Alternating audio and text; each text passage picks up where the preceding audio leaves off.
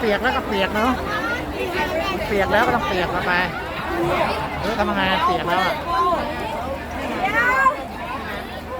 เราย้อมเปียกเราย้อมยังอยู่เลย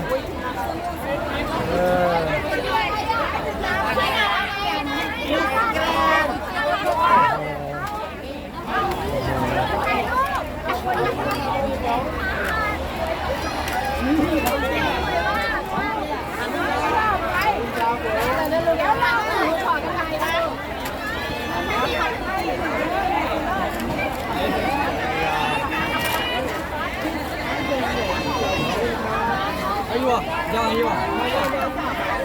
ผมมีแล้วผมมีบ่อยแล้วมีไหมบทเรียนว่ากันนี่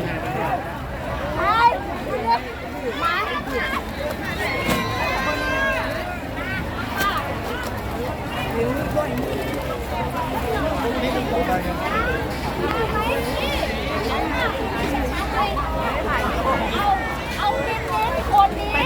ก็ได้คนนี้เ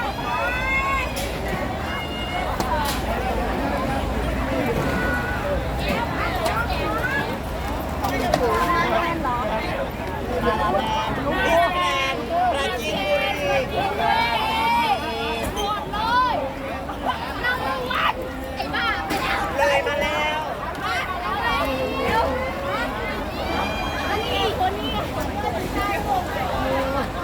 ไปไม